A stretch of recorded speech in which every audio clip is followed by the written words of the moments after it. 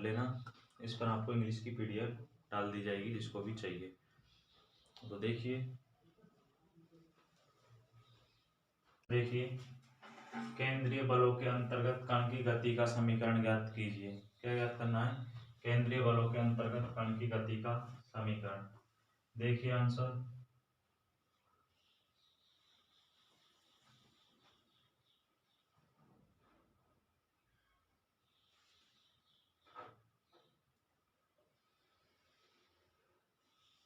ये XY निर्देशांक है जिस पर एक बिंदु P O से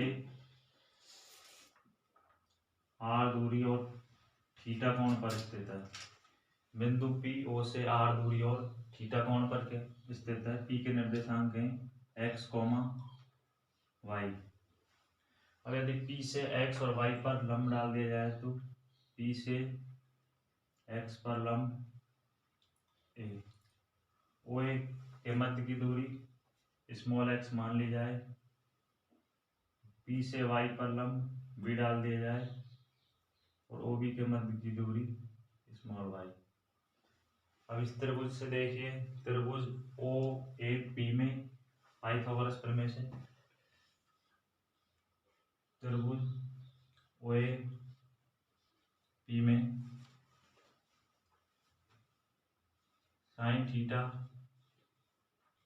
बराबर क्या होता है? लंब बटे कर्ण। इसमें लंब क्या है? AP अपॉन कर्ण OP। AP का मान कितना है? AP किसके समान है? OB के। OB बराबर कितना है? Y। तो Y अपॉन क्या जाएगा? Small r। Y बराबर r साइन थीटा। इसे समीकरण नंबर 1 मान लिया जाए। अभी इसी प्रकार OAP में cos थीटा का मान निकालने पर cos थीटा बराबर क्या होता है? आधार बटे कर्ण। आधार क्या है? OA। OA upon OP। OA का मान कितना है? Small x upon r। x बराबर r cos थीटा।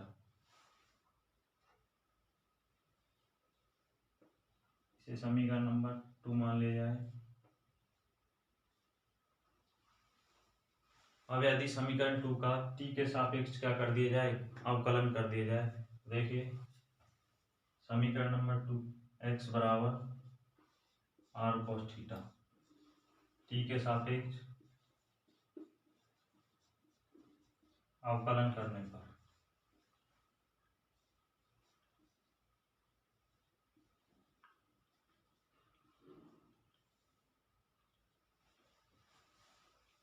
x का t के सापेक्ष अवकलन क्या होता है? dx अपॉन dt। r cos थीटा का अवकलन u इंटू v से r का कर दिया जाए dr अपॉन dt। cos को छोड़ दिया जाए।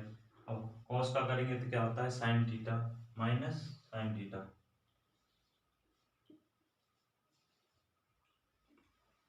थीटा का t के सापेक्ष डी थीटा अपॉन dt और r, ये x का समीकरण 2 का अवकलन कर दिया जाए t के सापेक्ष तो हमें प्राप्त होगा dx अपॉन dt बराबर dr upon dt cos theta minus sine theta d theta upon dt r। अब यदि इसका पुनः अवकलन कर दिया जाए, पुनः अवकलन करने पर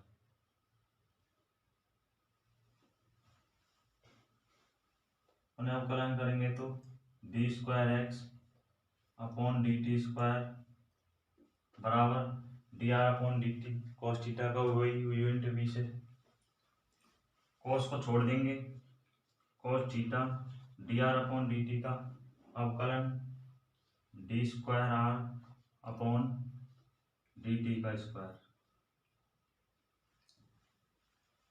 अब d are upon D t को छोड़ देंगे, कॉस का अवकलन करेंगे तो माइनस साइन थीटा थीटा का टी के सापेक्ष d theta upon D T और d are upon D t आ जाएगा माइनस। अब इन तीन टर्म में से sine theta d theta upon D t r में से एक टर्म का अवकलन करते चलेंगे और दो को छोड़ देंगे। आर का अवकलन होगा D R upon D T और साइन थीटा और d theta upon D t को नियत रहेंगे। अब किसका कर दिया जाए, साइन का कर दिया जाए D theta upon D t को और आर को नियत मान लिया जाए माइनस साइन का क्या होगा कॉस थीटा और थीटा टी के सापेक्ष कर रहे हैं तो d theta upon D t आ जाएगा। ये क्या हो जाएगा, इसका square D theta upon D T और एक d theta upon D t, r क्या रह जाएगा नियत। अब किसका करना है, d theta upon D T का minus sine theta r D theta square upon D T का स्क्वायर। अब इस समीकरण में से यदि cos थीटा और sin थीटा कॉमन ले लिया जाए, देखिए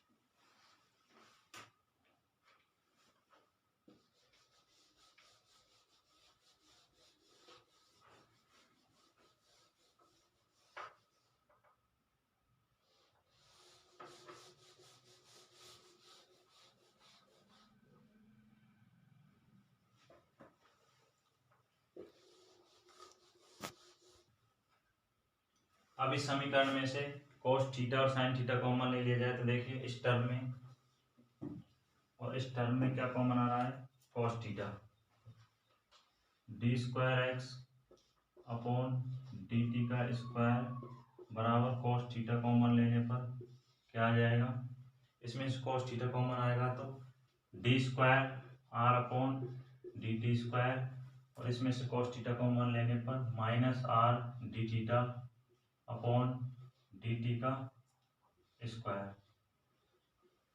इस टर्म में और इस टर्म में क्या कॉमन आ रहा है साइन थीटा, क्या कॉमन आ रहा है साइन थीटा। इस टर्म को और इस टर्म को जोड़ेंगे तो क्या हो जाएगा two d are upon D T और d theta upon D T. तो देखिए माइनस साइन थीटा, इसको हमने एक साथ ही लिख दिया है जोड़कर कॉमन लेकर, तो हो जाएगा two d are upon D T D theta upon D T और इसमें से माइनस क्या बचेगा minus R D square theta upon D T का स्क्वायर। इसे समीकरण नंबर 4 मान लिया जाए। क्या मान लिया जाए, समीकरण नंबर 4। इसी प्रकार जो हमने समीकरण 1 निकाला था y बराबर आर साइन थीटा, उसका अवकलन करेंगे तो समीकरण 5 प्राप्त हो जाएगा। तो देखिए D square by upon D T का स्क्वायर, उसका अवकलन निकाल कर देख लेना, उसमें कुछ नहीं है, सिर्फ कॉस की जगह साइन आ जाएगा, साइन की जगह कॉस आ जाएगा, ये माइनस का चिन्ह क्या हो जाएगा प्लस। हम डायरेक्ट लिख रहे हैं, देखिए sine theta D square are upon D T का square minus R D theta upon D T का square plus cos theta two d are upon D theta upon minus r. इसे समीकरण number 5 मान लिया जाए। क्या मान लिया जाए, समीकरण नंबर 5। यदि ए वेक्टर बराबर a x i cap plus a y j cap, माना कि ए वेक्टर बराबर a x i cap plus a y j cap, ax को d square x d t upon के मान लिया जाए टर्म के, और d square y upon D T का स्क्वायर को ए वाई के बराबर मान लिया जाए। देखिए ए वेक्टर बराबर D square x upon D T का स्क्वायर आई cap plus D square y upon D T का स्क्वायर जे कैप। अब इस समीकरण में d square x d T square के मान रखने पर ए वेक्टर बराबर समीकरण 4 और 5 को क्या कर दिया जाए, जोड़ दिया जाए। cos theta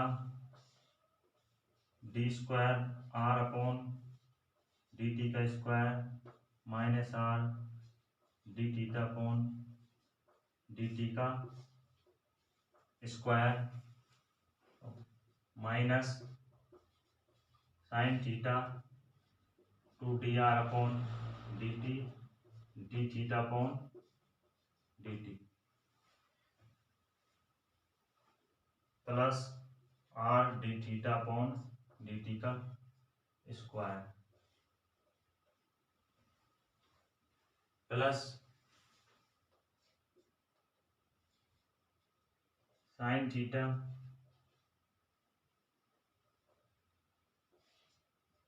D square upon D T का square minus R D theta upon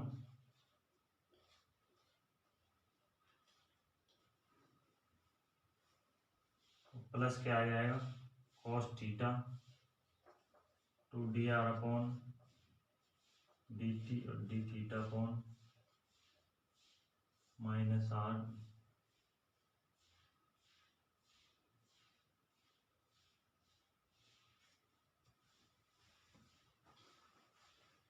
समीकरण 4 और 5 के मान समीकरण नंबर किस में रख दिए जाए, 6 में। तो हमें यह समीकरण प्राप्त होगी। अब देखिए आगे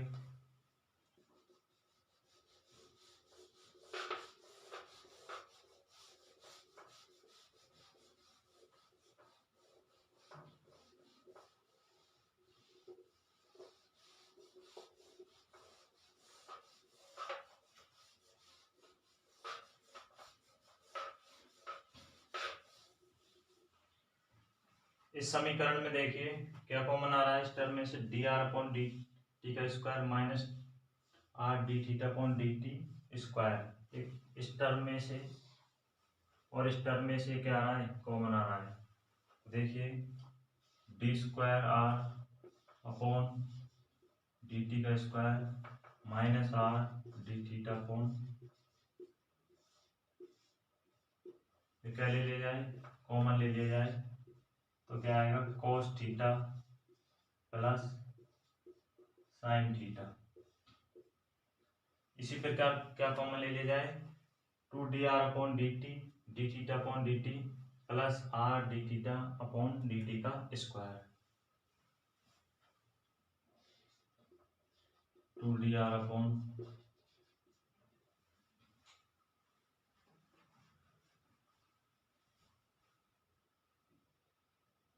D theta upon D T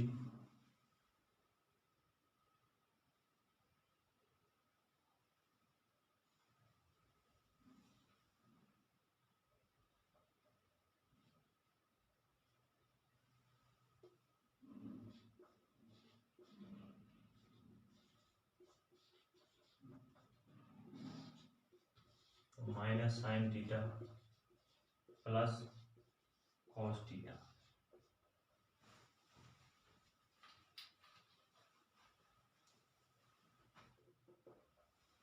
cos theta plus sine theta I cap को किसके इक्वल मान लिया जाए, आर कैप के, और minus sine theta plus cos theta को किसके इक्वल मान लिया जाए, थीटा कैप के।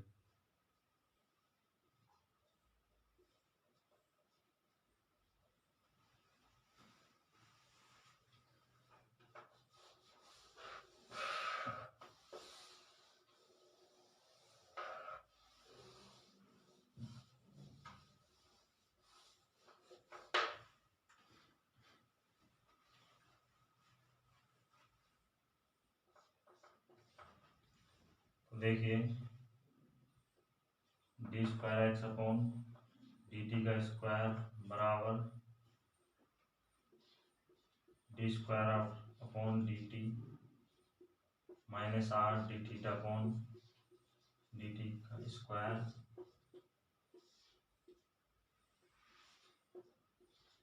Are cap plus 2dr upon D T D theta upon plus R D square theta upon D T का स्क्वायर, ये थीटा कैप।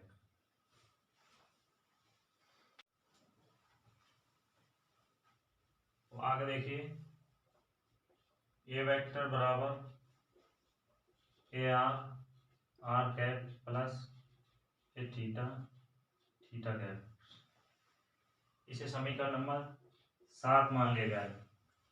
तो देखिए समीकरण 7 से स्पष्ट हो रहा है कि ए आर किसका इक्वल है, D square are upon D T का square minus R D theta upon D T का स्क्वायर, और ए थीटा किसका इक्वल है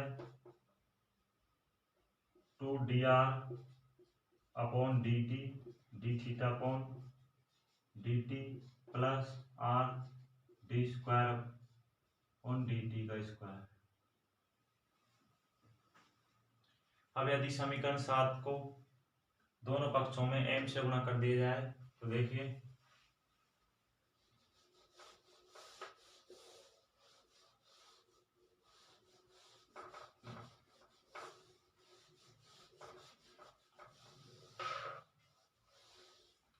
समीकरण 7 को m से गुणा कर दिया जाए, देखिए एम ए वेक्टर बराबर m a are cap plus m a theta theta cap. क्योंकि हम जानते हैं कि f बराबर क्या होता है एम ए, तो एम ए की जगह क्या पुट कर देंगे f बराबर m a are cap plus m a theta theta cap. f बराबर होता है f r cap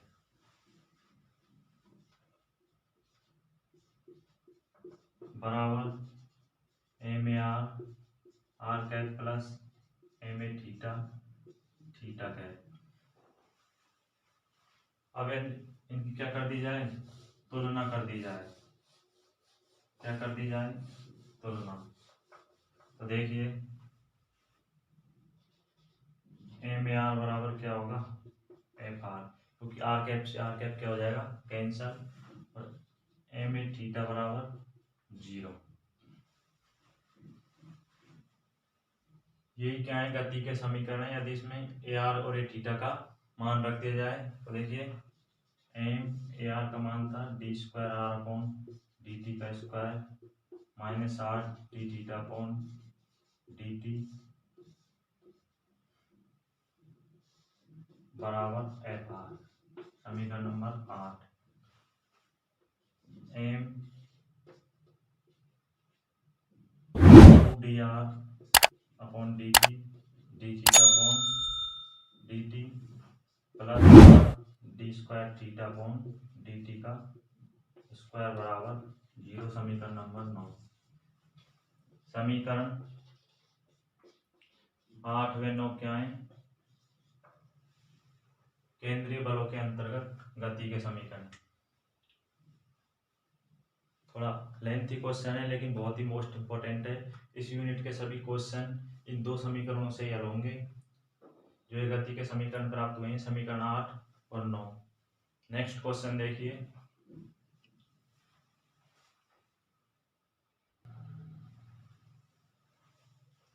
question number 2 देखिए, केपलर के नियमों को समझाइए।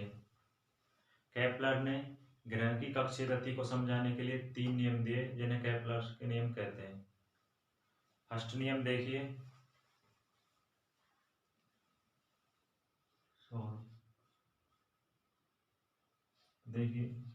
केपलर ने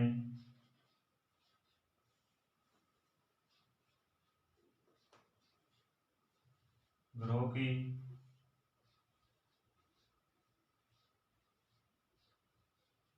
कक्षीय गति को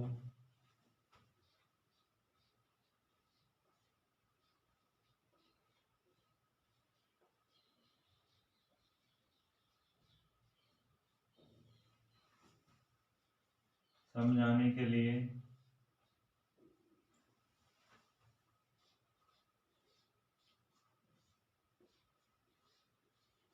3 नियम दिए, जिन्हें केपलर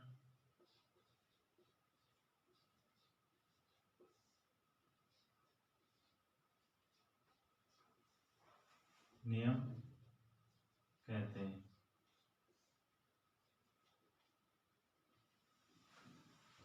केपलर नामक वैज्ञानिक ने ग्रहों की कक्षीय गति को समझाने के लिए 3 नियम दिए, जिन्हें केपलर नियम कहते हैं। प्रथम नियम देखिए। प्रथम नियम,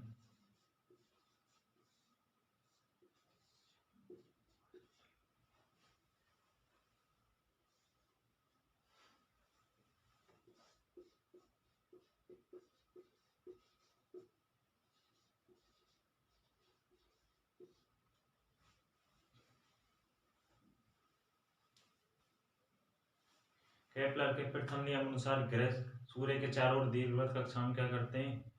चक्कर लगाते हैं। देखिए, ग्रह सूर्य के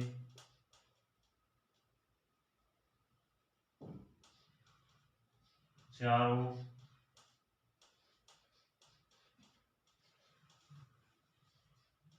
और दीर्घवृत्त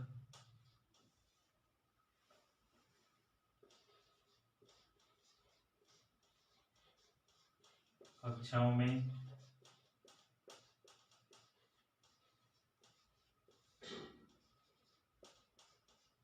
चक्कर लगाते हैं।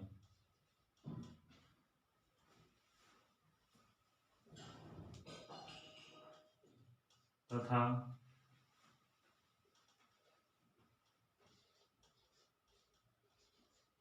सूर्य एक नाभि पर होता है, यानी केंद्र पर होता है।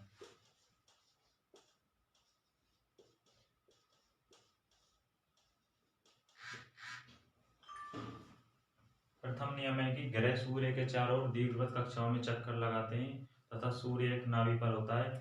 जो ग्रह सूर्य के पास होते हैं उनका वेग अधिक होता है, और जो ग्रह सूर्य से कम दूरी पर होते हैं उनका वेग क्या हो जाता है? कम हो जाता है।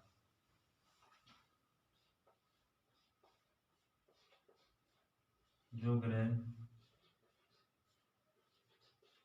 सूर्य के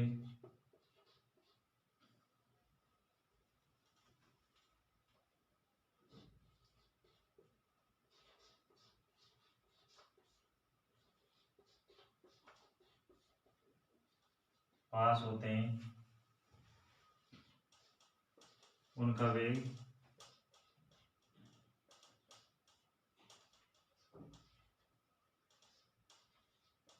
अधिक होता है।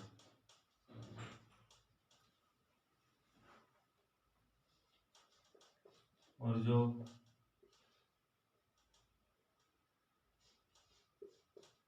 सूर्य से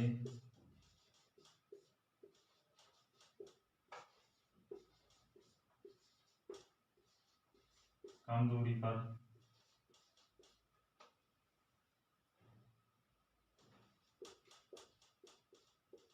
होते हैं उनका वेग कम होता है।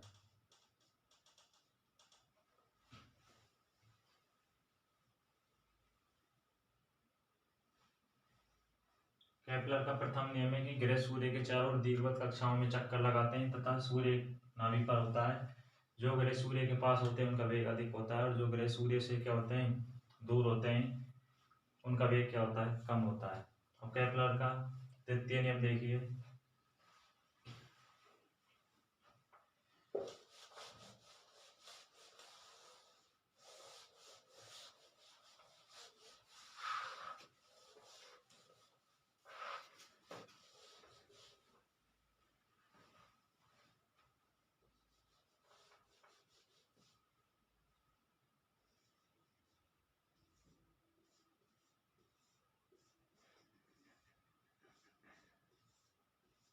द्वितीय नियम सेकंड लॉ। द्वितीय नियम के अनुसार ग्रह सूर्य के चारों ओर क्या करते हैं, गति करते हैं, तो उसके पथ के क्षेत्रफल में परिवर्तन क्या रहता है, नियत रहता है। केपलर का द्वितीय नियम क्या कहता है कि ग्रह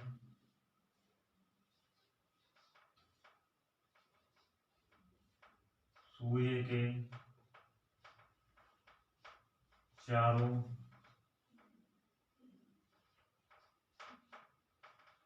ओर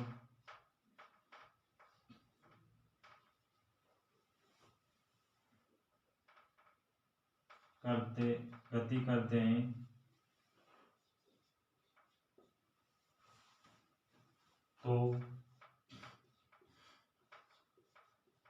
उसके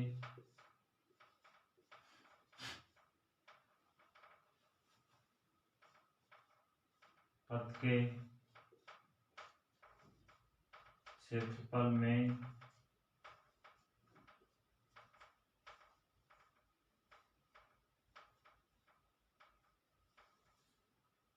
परिवर्तन की दर नियत रहती है। अर्थात dA अपॉन dt बराबर क्या आता है, नियत। ये सेकंड लॉ है, ग्रह सूर्य के चारों ओर गति करते हैं, तो उसके पथ के क्षेत्रफल में परिवर्तन की दर क्या रहती है, नियत रहती है। इसे हम सिद्ध करेंगे। देखिए, चाप ले लेते हैं ए बी,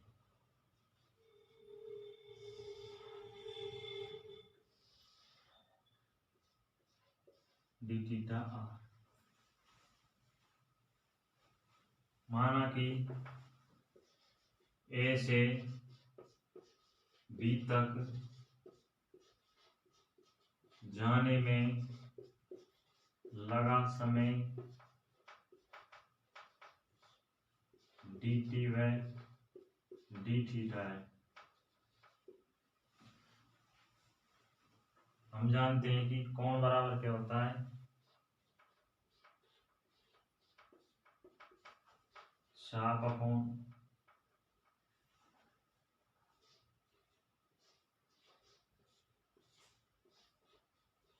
त्रिज्या। कोण कितना है, डी थीटा। डी थीटा बराबर चाप क्या है, चित्र के माध्यम से देखिए, चाप क्या है, ए बी, त्रिज्या आर, तो ए बी बराबर आ जाएगा आर डी थीटा। अब पथ के क्षेत्रफल में क्या हो रहा है, परिवर्तन। पथ के क्षेत्रफल में परिवर्तन बराबर डीए। त्रिभुज का क्षेत्रफल क्या होता है, 1/2 आधार इंटू ऊंचाई।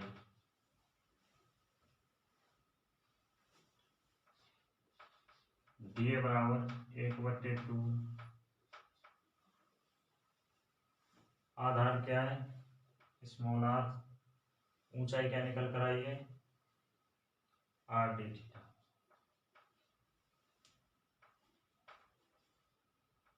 इस चित्र में पाइथागोरस प्रमेय के माध्यम से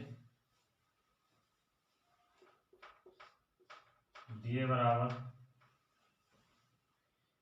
क्या हो जाएगा, 1/2 आर स्क्वायर डी थीटा।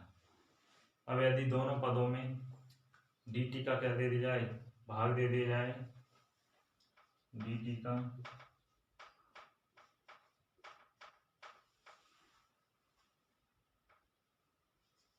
भाग देने, डी अपॉन डी टी बराबर 1/2 r square D theta upon D t. हम जानते हैं कि जे बराबर सूत्र होता है M R square D theta upon D t. इस सूत्र के द्वारा हम d theta upon D T का मान निकालकर इस समीकरण में पुट कर देंगे। टी बराबर डी अपॉन डी टी बराबर आ जाएगा 1/2 r square j square M R square. R square से आर स्क्वायर क्या हो जाएगा, cancel. D upon D T बराबर आएगा j square upon 2m। J comma m क्या है, नियत। ये केपलर का द्वितीय नियम है। ग्रह सूर्य के चार ओर गति करते हैं तो उसके पथ के क्षेत्रफल में परिवर्तन की दर क्या रहती है, नियत रहती है। डायरेक्ट क्वेश्चन भी पूछ सकता है कि केपलर के द्वितीय नियम को समझाइए, तो हमें इस प्रकार हल करना है। डी अपॉन डी टी बराबर क्या होता है, नियत, पूरा सिद्ध करना है। और केपलर के तृतीय नियम को देखिए।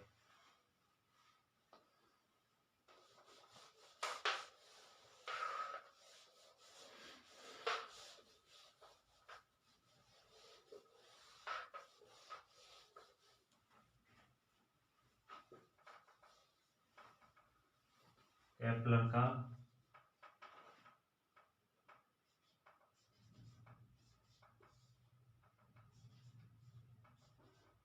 तृतीय नियम।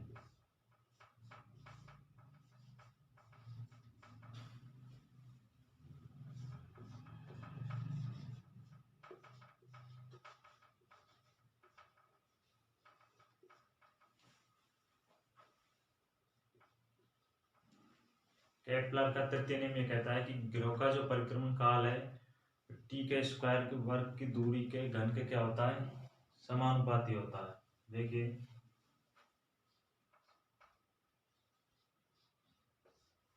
ग्रह का परिक्रमण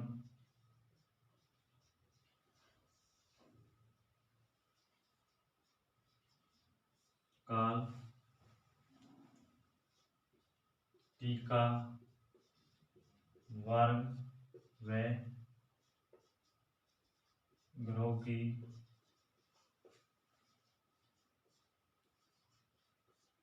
सूर्य से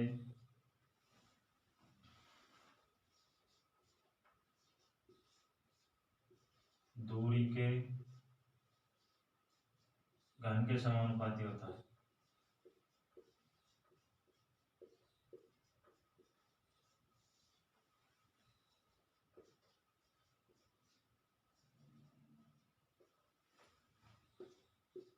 टी स्क्वायर समानुपाती आर।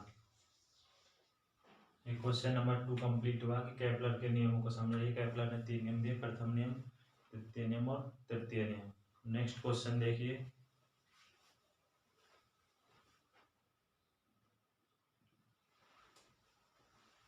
क्वेश्चन नंबर 3 है, केंद्रीय बलों के अंतर्गत पथ का समीकरण ज्ञात कीजिए। क्या है कि केंद्रीय बलों के अंतर्गत पथ का समीकरण ज्ञात कीजिए। देखिए हमने क्वेश्चन नंबर फर्स्ट किया था कि केंद्रीय बलों के अंतर्गत गति का समीकरण ज्ञात कीजिए। तो उससे देखिए हम जानते हैं कि गति का समीकरण होता है M D square are upon D T का square minus R D theta upon D T का स्क्वायर बराबर F R.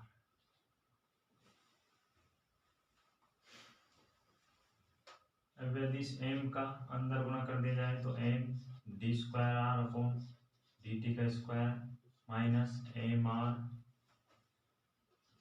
D theta upon D T का स्क्वायर बराबर एफ आर।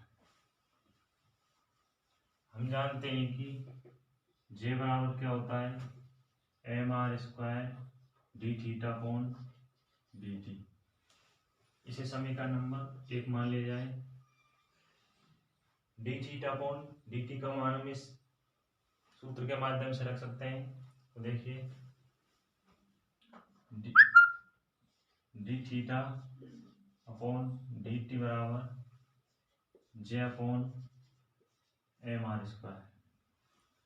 अब यदि इसमें अंश व्यवहार में D theta upon D theta का क्या कर दिया जाए, गुणा कर दिया जाए, तो इस पर कोई इफेक्ट नहीं पड़ेगा, क्योंकि D theta upon D theta से क्या हो जाएगा, कैंसिल तो 1 आएगा। और थीटा से थीटा को कैंसिल कर दिया जाए तो डी अपॉन डी टी बराबर J upon M R square into D upon D theta.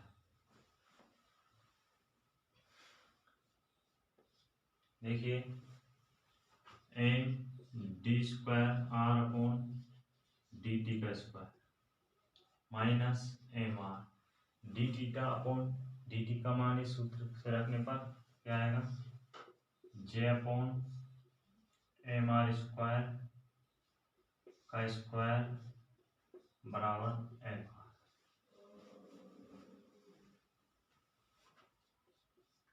M इसको हम इस प्रकार लिख सकते हैं D upon D T D are upon D T. इसको इस प्रकार लिख दिया जाए तो कोई प्रॉब्लम नहीं, क्योंकि इसका गुणा करेंगे तो यही टर्म आ जाएगी D square upon D T का square minus M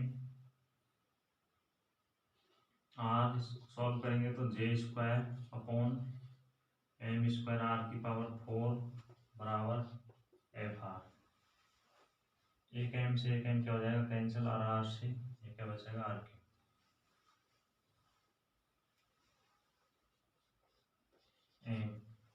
D upon D t की जगह ये मान रख दिया जाए j upon M R square D upon D theta, और इसमें भी d are upon D t की जगह ये मान रख दिया जाए, क्योंकि आर को हम बाहर निकाल लेंगे तो ये आ जाएगा j upon M R square D upon D theta, और ये आर माइनस जे स्क्वायर अपॉन क्या बचेगा, एम आर क्यू बराबर F R.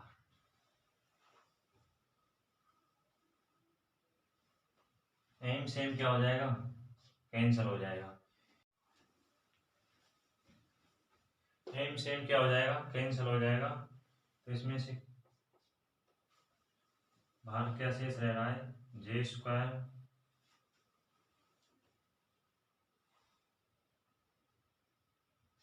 Square upon are square M R square D upon D theta. अंदर क्या शेष रह जाएगा, 1 upon are square D R upon D theta minus J square upon M R Q बराबर F R. 1 upon are square को बाहर नहीं ले सकते, क्योंकि इसका थीटा के सापेक्ष क्या हो रहा है, अवकलन हो रहा है। तो देखिए अब यदि d upon D theta 1 upon r का क्या कर दिया जाए, अवकलन कर दिया जाए, तो minus 1 upon are square D R upon D theta.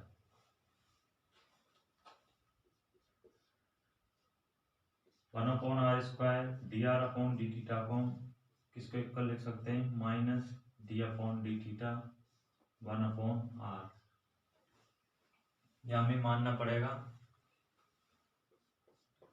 J square upon M R square D upon D theta.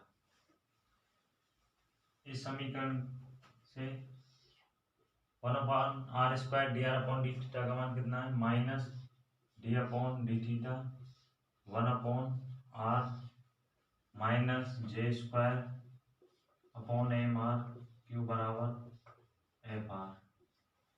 और इसमें से क्या क्या कॉमन आ रहा है, माइनस जे square upon M R square common आ रहा है, माइनस जे square upon M R square common लेंगे तो क्या शेष रह जाएगा, D square upon D theta के square 1 upon R plus 1 upon R बराबर एफ आर।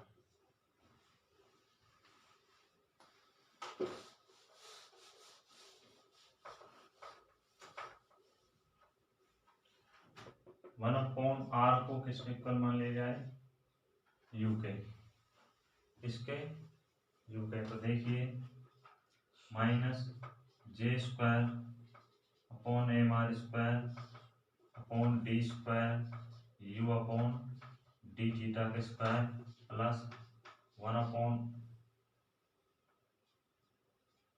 यू बराबर f 1 upon you.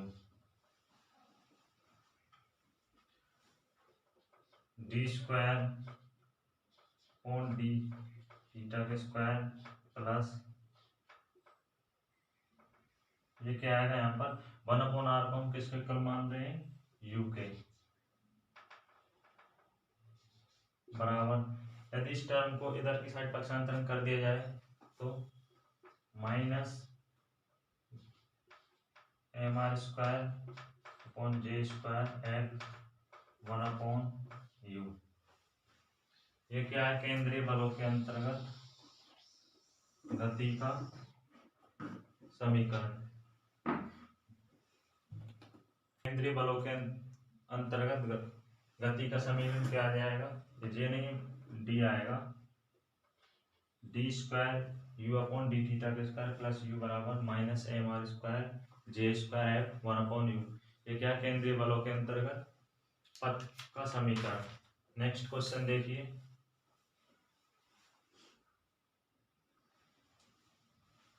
Question number 4 है गुरुत्वीय अन्योन क्रियाओं को समझाइए।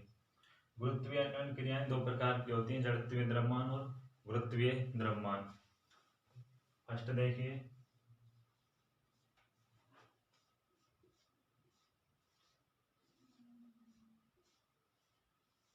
जड़त्वीय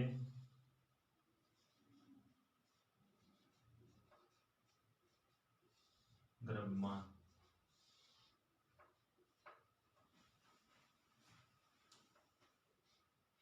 किसी पिंड पर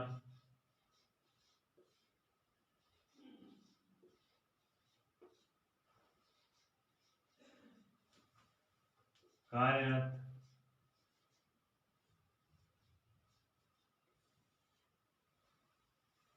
बाह्य बल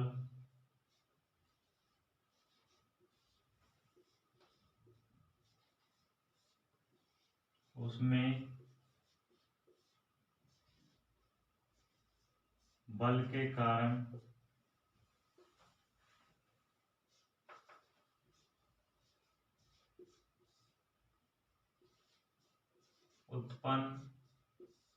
उत्पन्न त्वरण के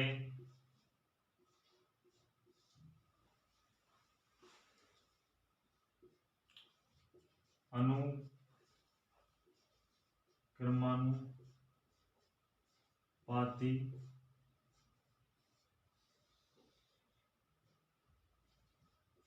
होता है।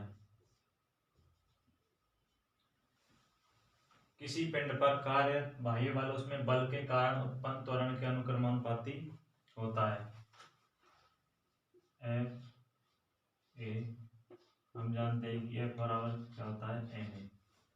यहाँ पर एम क्या है, नियतांक। तो देखिए पिंड का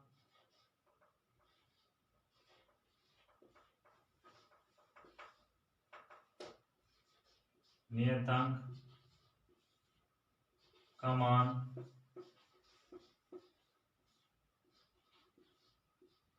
जितना अधिक होता है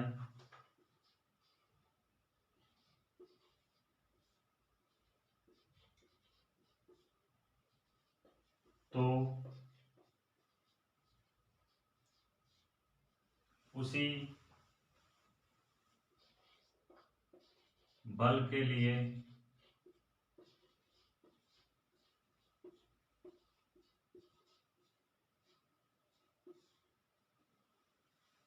उत्पन्न त्वरण के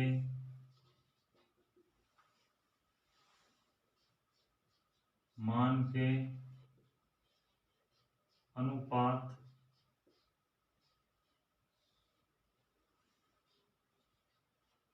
के बराबर होता है।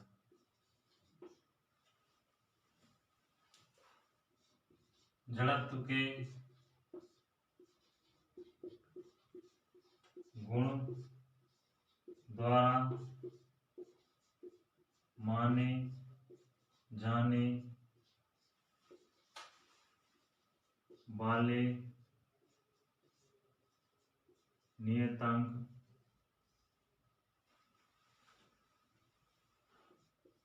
को जड़त्वीय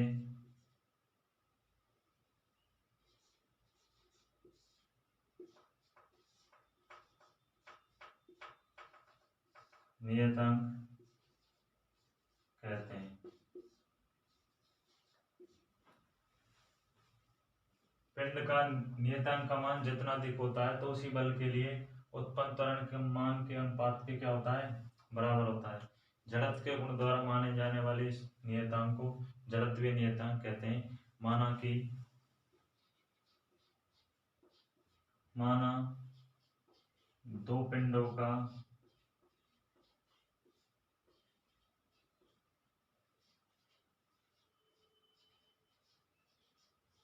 जड़त्वीय द्रव्यमान m1 तथा m2 है तथा समान बल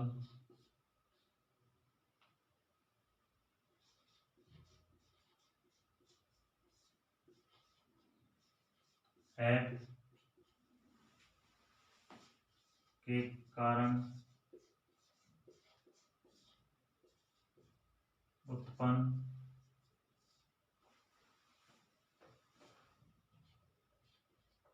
त्वरण के मान A1 तथा A2 है।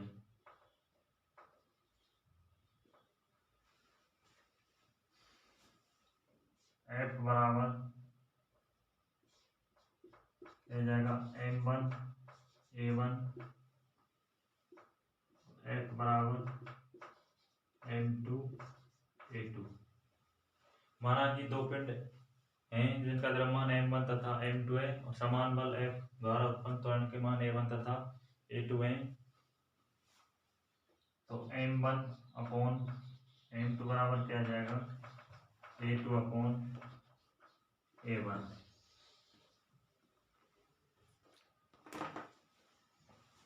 सेकंड क्रिया देखिए, गुरुत्वीय अननोन क्रिया।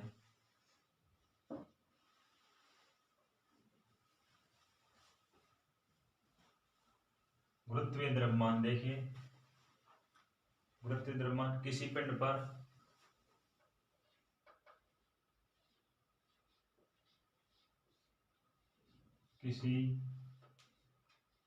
पर कार्यरत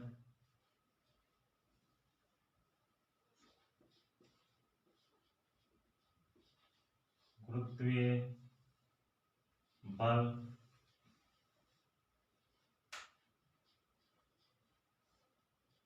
उसमें विद्यमान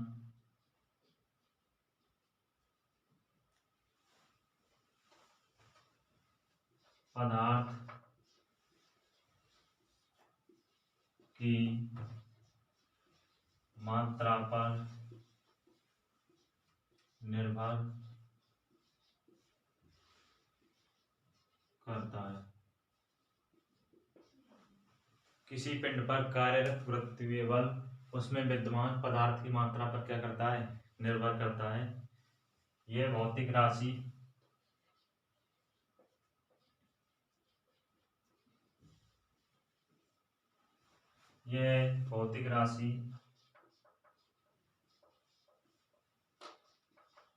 पिंड का गुरुत्वीय द्रव्यमान कहलाती है।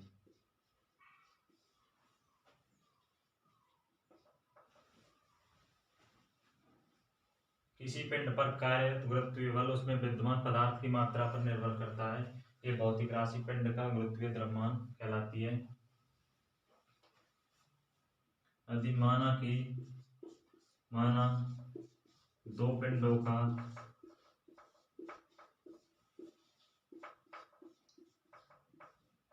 गुरुत्वीय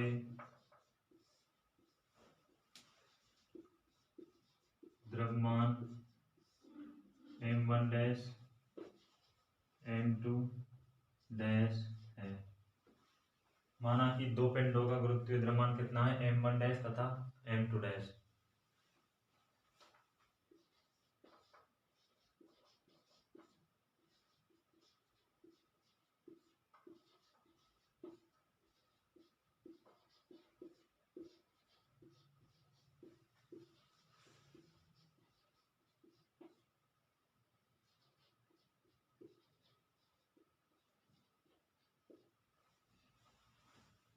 किसी स्थान पर उनमें भार क्रम से W1 तथा W2 है।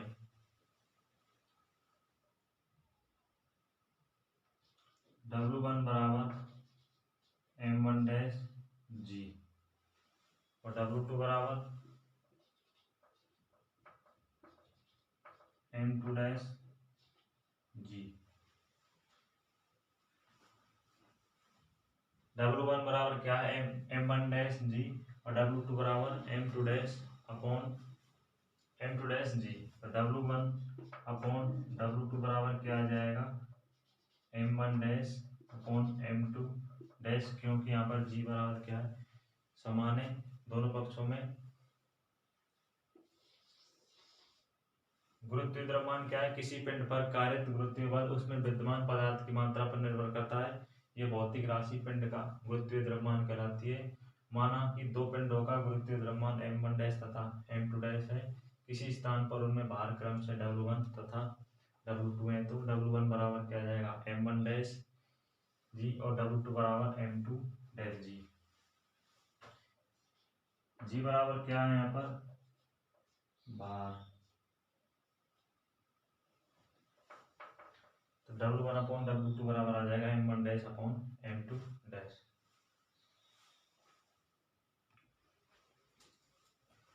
क्वेश्चन नंबर 5 है, रदरफोर्ड प्रकीर्णन को परिभाषित कीजिए। रदरफोर्ड प्रकीर्णन को परिभाषित कीजिए। जब एल्फा कणों को परमाणु पर डाला जाता है तो एल्फा कण अपनी दिशा से प्रकीर्णित हो जाते हैं। इसे रदरफोर्ड प्रकीर्णन कहा जाता है। देखिए, जब एल्फा कणों को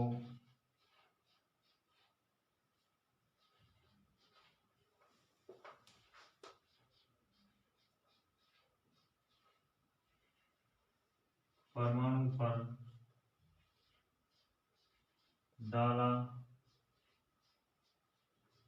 जाता है तो एल्फा कण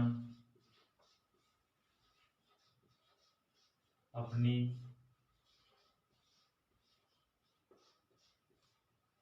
दिशा से प्रकीर्णित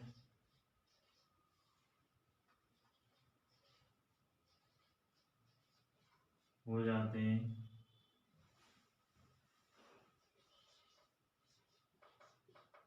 इसे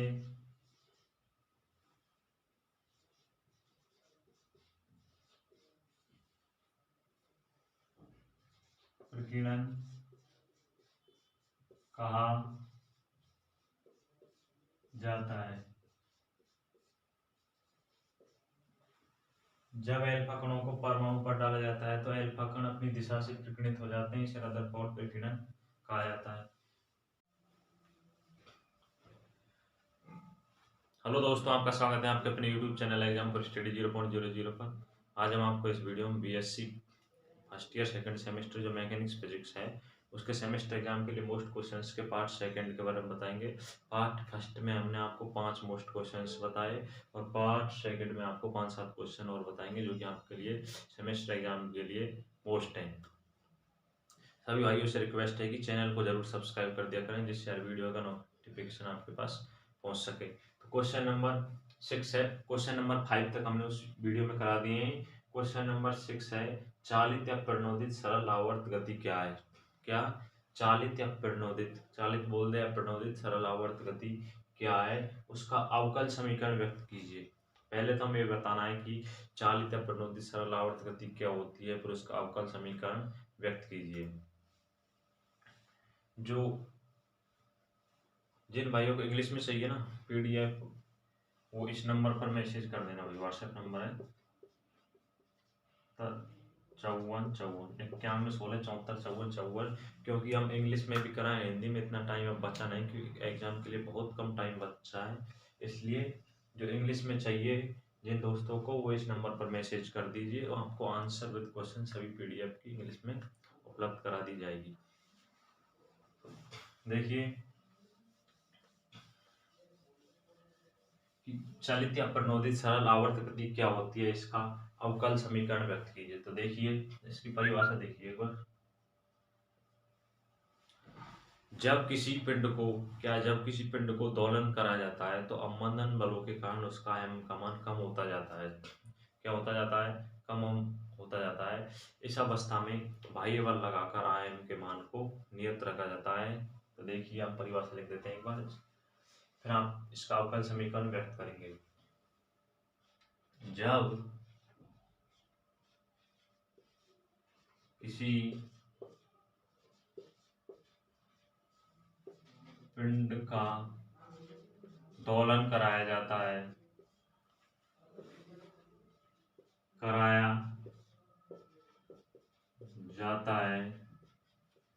तो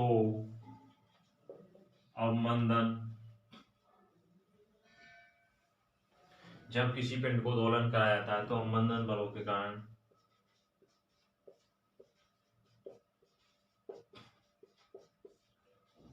आयाम का मान कम होता जाता है।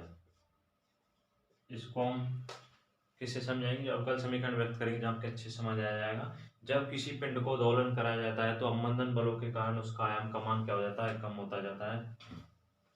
इस अवस्था में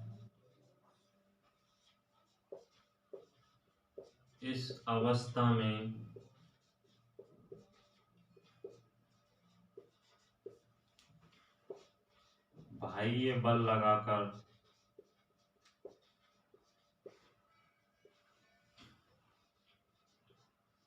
आयाम के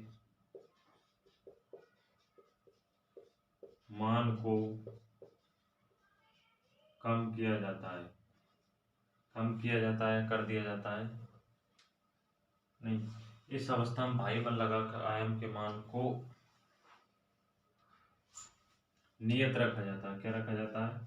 नियत रखा जाता है। नियत रखा जाता है। जब किसी पिंड का दोलन कराया जाता है तो अवमंदन बलों के कारण आयाम का मान कम होता जाता है। इस अवस्था में बाह्य बल लगाकर आयाम के मान को नियत रखा जाता है। बल लगाने के पश्चात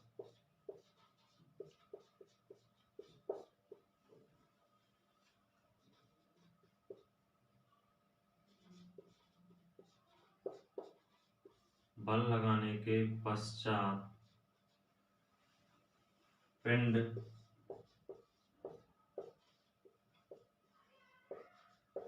बाह्य बल आवर्ती, बल लगाने के पश्चात पिंड बाह्य बल आवर्ती के साथ दोलन करता है। क्या करता है? दोलन करता है। बल लगाने के पश्चात पिंड बाह्य बल आवृत्ति के साथ दोलन करता है। इस प्रकार की गति को चालित प्रणोदित सरल आवर्त गति कहा जाता है। एक लाइन ये और आ जाएगी, आप लिख देना कि जब किसी पिंड को दोलन करा जाता है तो अवमंदन बलों के कारण उसका आयाम का मान कम होता जाता है। इस अवस्था में बाह्य बल लगाकर आयाम के मान को नियत रखा जाता है। बल लगाने के पश्चात पिंड बाह्य बल आवृत्ति के साथ क्या करता है? दोलन करता है। इस प्रकार की गति को चालित प्रणोदित सरल आवर्त गति कहा जाता है। अब इसका अवकलन समीकरण देखिए, जो कि एग्जाम में पूछा जाता है कि चलित प्रणोदित सरल आवर्त गति का अवकल समीकरण व्यक्त कीजिए।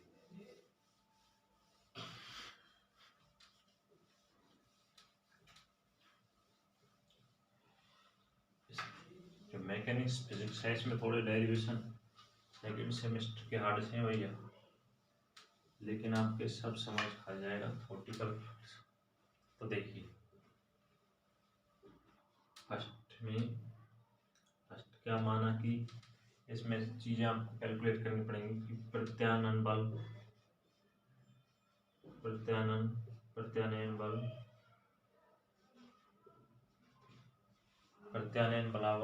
बराबर एफ आर बराबर क्या? Minus k x. ये सब चीजें आपको ध्यान रखनी पड़ेंगी कि प्रत्यानयन बल एफ आर बराबर माइनस के एक्स। इसे समीकरण नंबर 1 मान लिया जाए। अवमंदन बल एफ टी बराबर माइनस लैम्बडा वी। इसे समीकरण नंबर 2 मान लिया जाए। प्रत्यानयन बल एफ आर बराबर माइनस के एक्स और अवमंदन बल एफ टी बराबर माइनस लैम्बडा वी। और बाह्य बल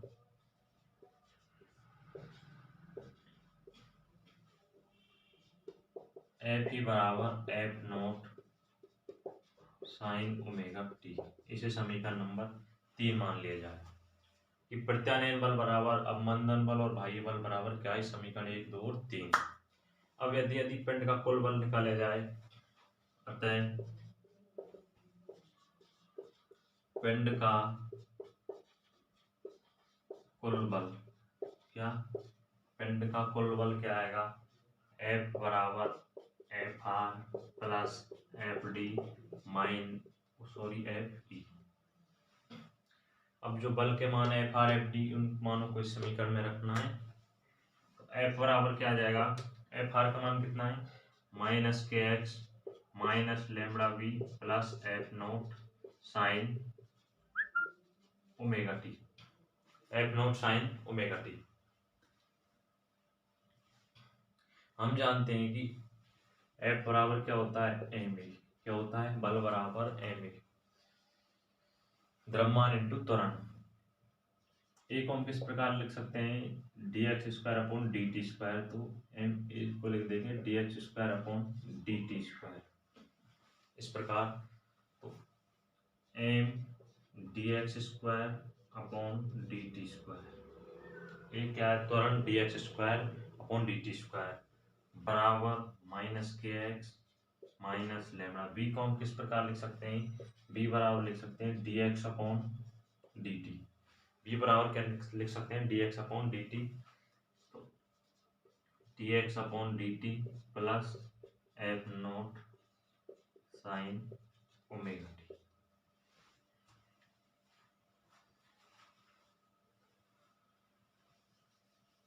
अब देखिए आगे।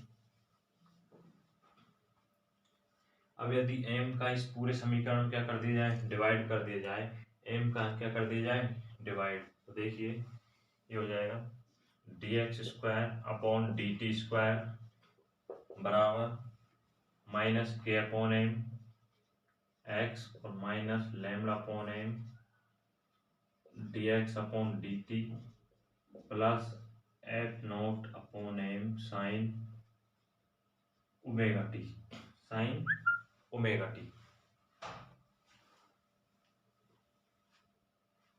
अब यहाँ पर आपको याद रखना पड़ेगा कि माना कि के अपॉन एम बराबर, क्योंकि फिजिक्स में ऐसी चीज़ें आपको ध्यान रखनी पड़ती हैं कि एक्स बराबर वाई, ये सब चीज़ें मैथ और फिजिक्स में चलती हैं। के अपॉन एम को ओमेगा नॉट स्क्वायर के इक्वल करना है। के अपॉन एम को हम क्या लिख सकते हैं, ओमेगा नॉट स्क्वायर, और लैम्बडा अपॉन एम को क्या लिख सकते हैं, 2r, और एफ नॉट अपॉन एम को क्या लिख सकते हैं, स्मॉल एफ नॉट त्वरण। इस प्रकार लिख दिया जाए तो देखिए dx स्क्वायर अपॉन dt का स्क्वायर बराबर minus omega not square X minus 2r dx अपॉन dt plus F not sine omega T, dx square upon dt square. अब यदि इस इधर की साइड से इसका पक्षांतरण कर दिया जाए तो ये हो जाएगा प्लस 2r dx अपॉन dt plus omega not square X और बराबर F not sine omega T. यही क्या है, चलित या प्रणोदित सरल आवर्त गति का अवकल समीकरण। किस प्रकार हमें करना है कि प्रत्यानयन बल एफ आर बराबर क्या होता है, माइनस के एक्स, अवमंदन बल एफ टी बराबर माइनस लैम्बडा बी, और बाह्य बल एफ टी बराबर F not sine omega T. अतः हमें पिंड का क्या निकालना है, कुल बल निकालना है, तो हम सभी बलों को क्या कर देंगे, योग कर देंगे।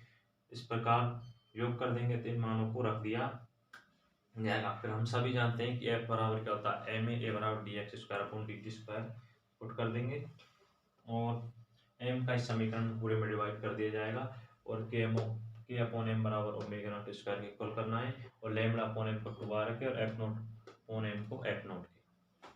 इस प्रकार मानों को रख दिया जाएगा तो अवकल समीकरण आएगा D x square upon D T square plus 2r D x upon D T plus omega not square X बराबर F not sine omega T. ये क्या है, अवकल समीकरण। वैसे तो ये क्वेश्चन आगे भी होता है चलित सरल आवर्त गति का, लेकिन अधिकतर एग्जाम में जो पूछा जाता है वो सिर्फ अवकल समीकरण पूछा जाता है या इसकी डेफिनेशन पूछी जाती है। नेक्स्ट क्वेश्चन देखिए, क्वेश्चन नंबर 7।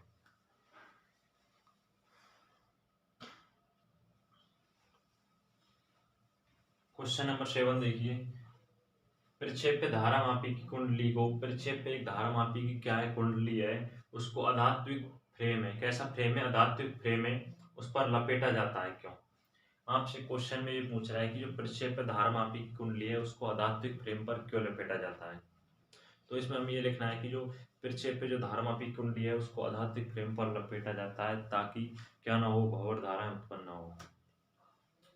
अगर फ्रेम कैसा है, अधात्विक, तो भंवर धाराएं उत्पन्न नहीं होंगी, और यदि फ्रेम कैसा होगा, धात्विक, तो भंवर धाराएं उत्पन्न होंगी, और क्या होगा, जो अवमंदन को बढ़ा देती हैं, और जो कुंडली की जो कुंडली होगी उसकी गति कैसी होगी, रुद्ध दौलित हो जाएगी।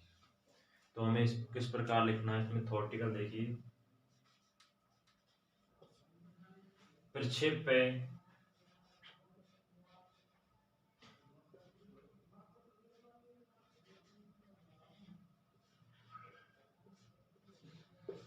धारामापी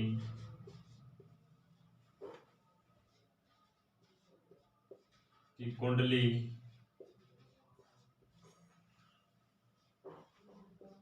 को अधात्विक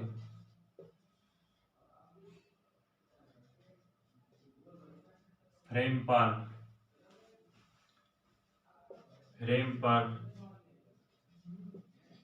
लपेटा जाता है ताकि क्या ना हो, भंवर धाराएं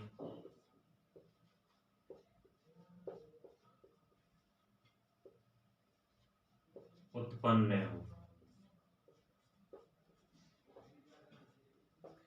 प्रक्षेप्य धारामापी कुंडली उसको अधात्विक फ्रेम पर इसलिए ही लपेटा जाता है ताकि क्या ना हो, भंवर धाराएं उत्पन्न न हो। यदि फ्रेम कैसा होगा, धात्विक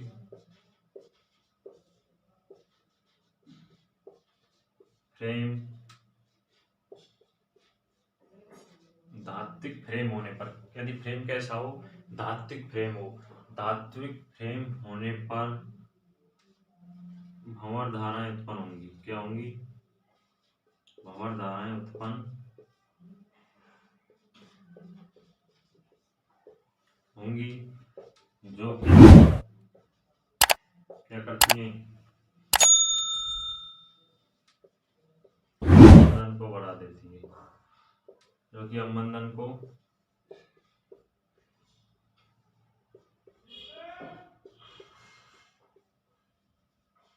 बढ़ा देती है। अगर हम फ्रेम कैसा लें, धात्विक फ्रेम लें, तो भंवर धाराएं उत्पन्न होंगी और जो कि क्या कर देंगी? अवमंदन को बढ़ा देती है। अतः जिससे कुंडली की जो गति है वो कैसी हो जाती है? रुद्ध दौलित हो जाती है। अतः कुंडली की गति रुद्ध दौलित हो जाती है।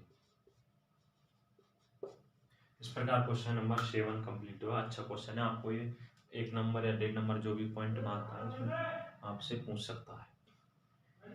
इस प्रकार हम 2 पार्टों में हम आपको मैकेनिक्स फिजिक्स के सेमेस्टर एग्जाम के मोस्ट क्वेश्चंस के बारे में बताएंगे और एक वीडियो के द्वारा हम आपको मैकेनिक्स जो फिजिक्स है उसके न्यूमेरिकल्स करा दिए जाएंगे जो कि सेमेस्टर एग्जाम के लिए मोस्ट हैं। उसमें आपको 10-15 न्यूमेरिकल्स करा दिए जाएंगे। इनमें से आपको जो भी 1-2 न्यूमेरिकल आएगा वो अवश्य आ जाएगा और 2 वीडियो के द्वारा हम क्वेश्चन करा देंगे। नेक्स्ट क्वेश्चन देखिए।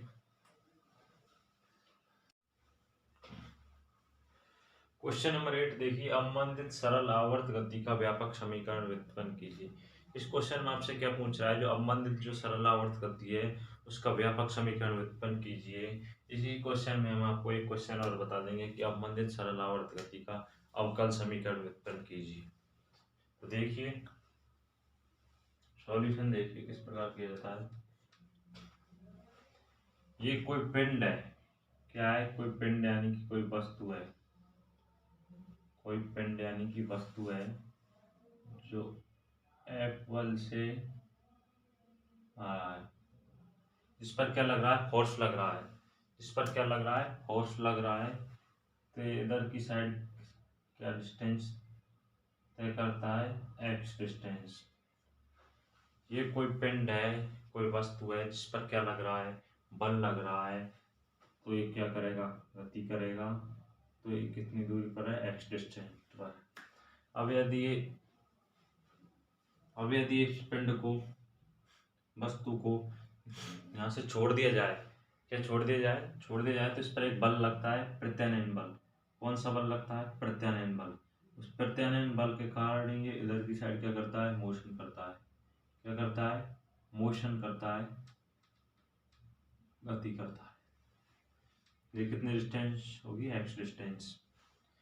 कोई पिंड है यानी कि कोई पिंड है जो वस्तु है वो जिस पर फोर्स लग रहा है x डिस्टेंस पर दूरी पर है और यदि उस वस्तु को छोड़ दिया जाए यहाँ से तो इस पर एक बल लगेगा। कौन सा बल होगा? वो कि प्रत्यानयन बल। इस प्रत्यानयन बल के कारण ये इधर की साइड क्या करेगा?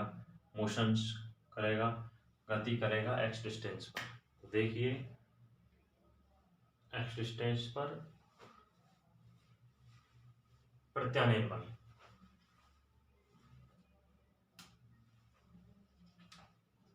प्रत्यानयन बल, प्रत्यानयन बल F(r) बराबर क्या होता है? -kx। ये हम आपको छठे क्वेश्चन नंबर 6 में आपको बताया था। F(r) बराबर -kx। जब इस पर क्या लगेगा? प्रत्यानयन बल लगेगा। अब यदि इस पर क्या लगा दिया जाए? अवमंदन बल लगा दिया जाए। इस पिंड पर, इस वस्तु पर क्या लगा दिया जाए? अवमंदन बल लगा दिया जाए। तो अवमंदन बल के कारण ये क्या करेगा? अपनी माध्य स्थिति के इधर उधर क्या करेगा? मोशन करेगा। क्या करेगा? मोशन करेगा। क्या करेगा? यानी कि गति करेगा। तो अवमंदन बल के कारण जो गति होती है उसको ही अवमंदित या सरल आवर्त गति कहा जाता है। जब इस पिंड पर क्या लगा दिया जाए? अवमंदन बल लगा दिया जाए तो अपनी ये माध्य स्थिति के इधर उधर क्या करेगा? गति करेगा। गति करेगा तो इस गति को ही क्या कहा जाता है? अवमंदित या सरल आवर्त गति।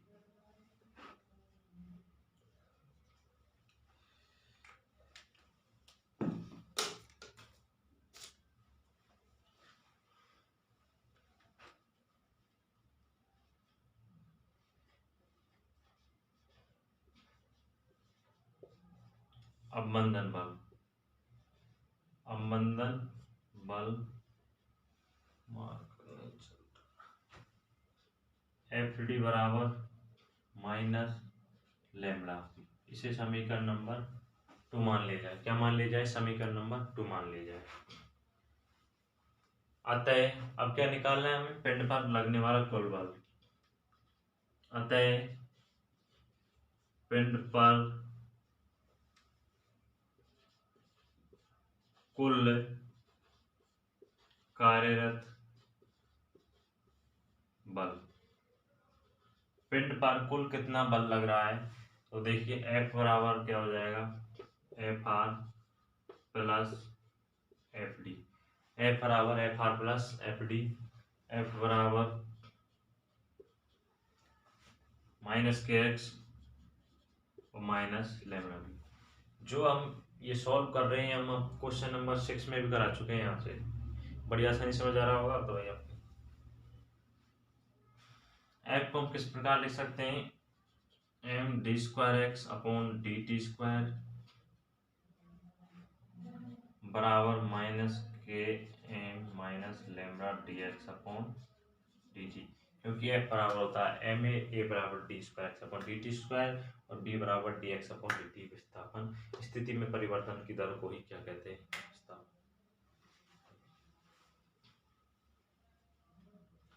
अब यदि इस एम से क्या कर दिया जाए? डिवाइड कर दिया जाए इस पोर्शन को, तो d square x upon D T square बराबर माइनस के upon m x minus lambda upon m d x upon D T, d x upon D t. K upon M को हमने किसके इक्वल माना था? ओमेगा नॉट स्क्वायर के। और lambda upon M को किसके इक्वल माना था? 2r के। किसके इक्वल माना था? 2r के।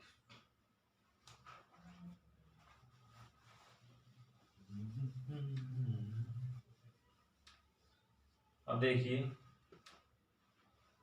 D square x upon D T square बराबर माइनस के अपॉन एम को क्या लिख सकते हैं? Omega not square minus omega not square X और माइनस 2r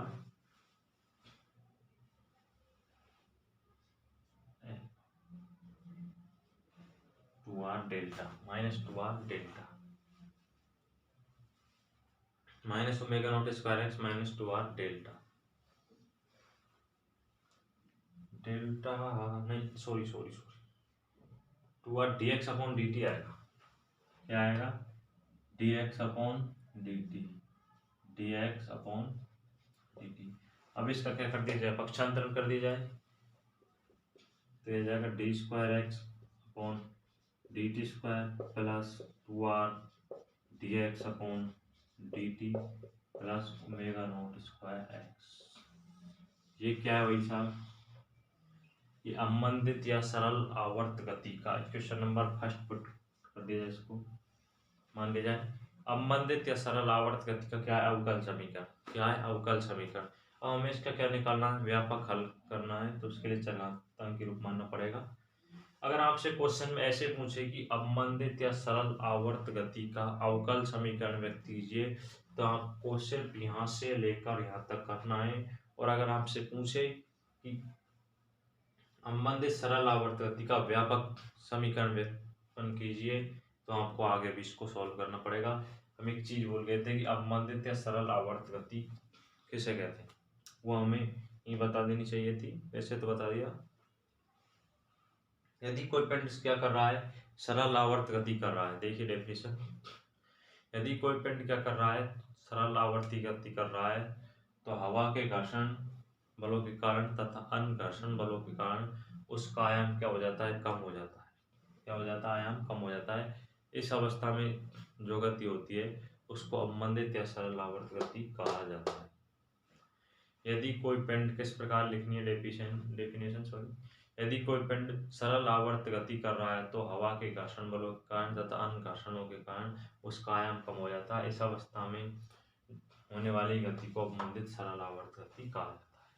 अब इसको नेक्स्ट देखिए। इसी में इसका व्यापक समीकरण किस प्रकार उत्पन्न किया जाता है। यहाँ से आपके पोर्शन बिल्कुल समझ आ गया होगा। बेसिक क्वेश्चन नंबर 6 में हमने पूरा कराया था। अब देखिए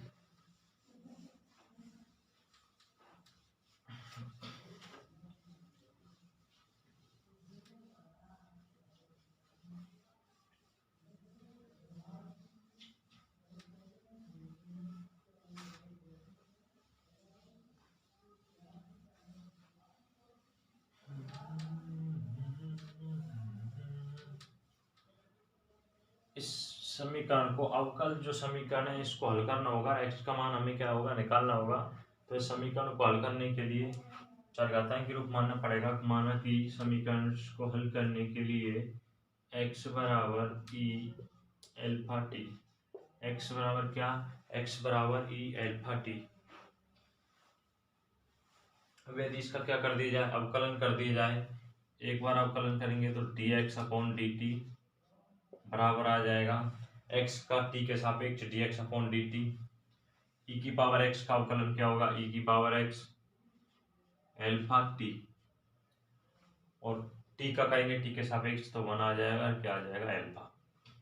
अब किसका कर दिया जाए, इसका दो बार अवकलन, तो d square x upon D T square बराबर आ जाएगा एल्फा स्क्वायर ई की power alpha T.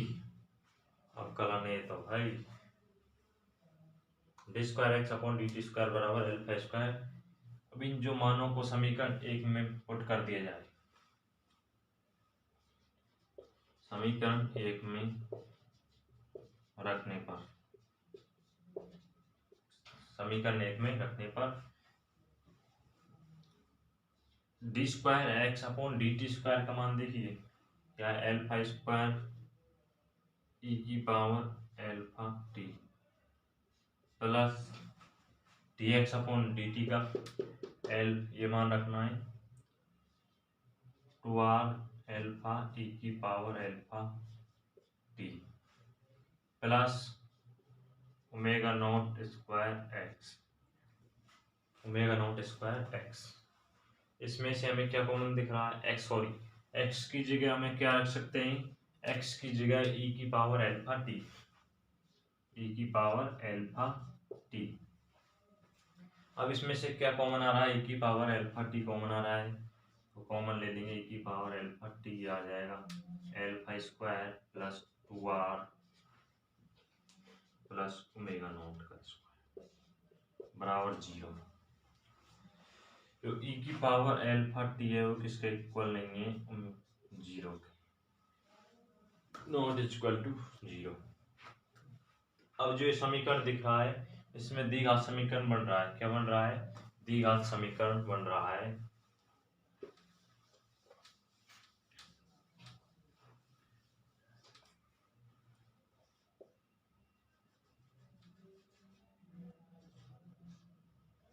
Alpha square plus 2r plus omega naught का स्क्वायर, ये क्या बन रहा है, बराबर 0। द्विघात समीकरण बन रहा है, द्विघात समीकरण बन रहा है। द्विघात समीकरण को हम किस प्रकार सॉल्व कर सकते हैं, श्रेयाधारित सूत्र से। श्रेयाधारित सूत्र से क्या होता है, सूत्र देखिए, एल्फा बराबर minus b plus minus under root b square minus 4ac upon, ये श्रीधाराचार्य सूत्र। श्रीधाराचार्य सूत्र क्या होता है, एल्फा बराबर minus b plus minus b square minus 4ac का अंडर रूट अपॉन 2a। हमें किस, एल्फा बराबर क्या आ जाएगा, माइनस बी, क्या आ जाएगा, माइनस 2r, क्या आ जाएगा, माइनस 2r। यहाँ पर एल्फा और बच रहा है, इस क्वेश्चन समीकरण क्या बच रहा है, एल्फा, एल्फा यहाँ से मिस हो गया, एल्फा माइनस 2r किसका कार्य कर रहा है, बी का, plus minus under root b square, क्या आ जाएगा 4r स्क्वायर माइनस 4, ये क्या है, एक का 1 आ जाएगा, क्योंकि एल्फा का गुणांक क्या है 1, और सी का क्या आ जाएगा, ओमेगा नॉट स्क्वायर अपॉन 2 और 1, ए का मान क्या है 1 है ही, इसको सॉल्व करेंगे तो अल्फा बराबर आ जाएगा minus r plus minus r square minus omega not square. अब ये समझिए ये किस प्रकार आया। यदि इसको अंडर रूट में ले जाएगा 2 को तो क्या हो जाएगा 4 हो जाएगा, 4 से 4 क्या हो जाएगा कैंसिल आर स्क्वायर और क्या आ जाएगा ओमेगा नॉट स्क्वायर। अब हमें इस अल्फा के मान को इक्वेशन में पुट करना है। कौन सी में? इस इक्वेशन में। जब इसका क्या निकल कर आ जाएगा व्यापक हल निकल कर आ जाएगा। अल्फा के मान को इस इक्वेशन पुट करेंगे तो क्या आएगा x बराबर अल्फा के दो मान आ रहे हैं, एक बार प्लस में लेने पर एक बार माइनस में लेने पर। तो जब भी अल्फा के मान को पुट कर दिया जाएगा तो एक कांस्टेंट आएगा, नियतांक आएगा, उसको ए मान लिया जाए ई, तो आ जाएगा माइनस आर प्लस एक बार प्लस का चिन्ह लेने पर r square minus omega naught का स्क्वायर प्लस बी ई की power minus r square minus omega naught का स्क्वायर।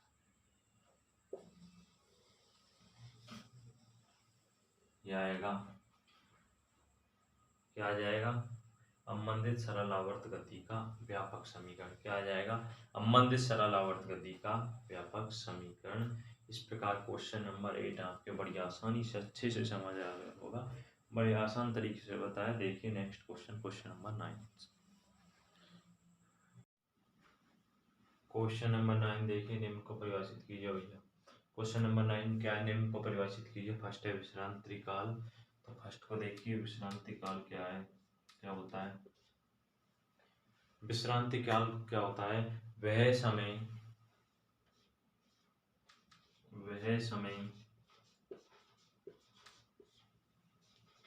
जब वेग का मान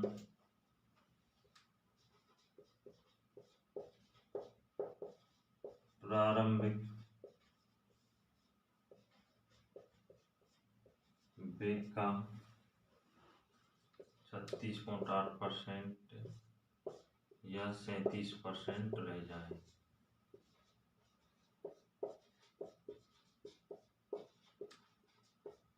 उस समय को क्या कहते हैं, विश्रांति काल कहते हैं। क्या कहते हैं भैया, विश्रांति काल।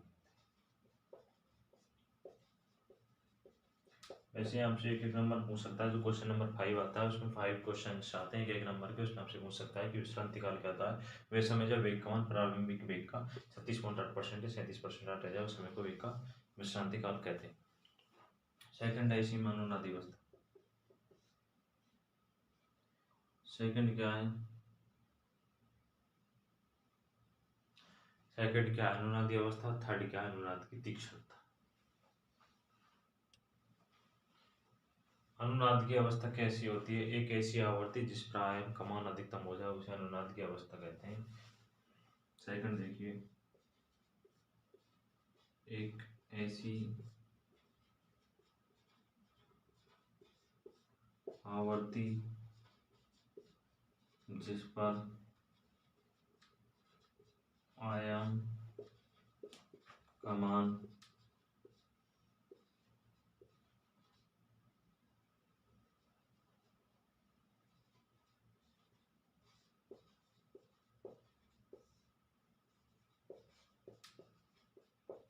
हो जाए, एक ऐसी आवर्ती जिस पर आयाम का मान अधिकतम हो जाए उसे अनुनाद की अवस्था कहते हैं।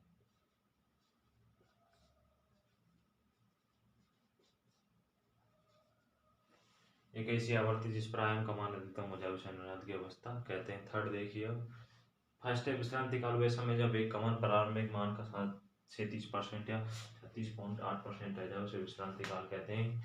और सेकंड क्या है अनुनादी अवस्था, एक ऐसी आवर्ती जिस पर आयाम का मान अधिकतम हो जाए उसे अनुनाद की अवस्था कहते हैं। और थर्ड पॉइंट क्या है अनुनाद की तीक्ष्णता। ये बहुत ही अच्छा क्वेश्चन है। अनुनाद की तीक्ष्णता देखिए,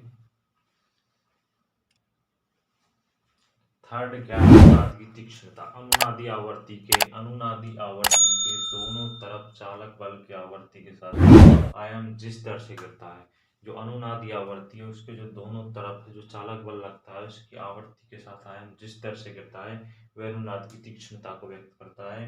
यदि अनुनादी आवर्ती के दोनों तरफ चालक की आवर्ती में न्यून परिवर्तन करने से आयाम पर्याप्त मात्रा में गिरता है तो अनुनाद की तीव्रता तीक्ष्ण कहलाती है, और यदि आयाम में परिवर्तन कम होता है तो अनुनाद सपाट कहलाता है। इस प्रकार क्वेश्चन नंबर 9 कंप्लीट हुआ है।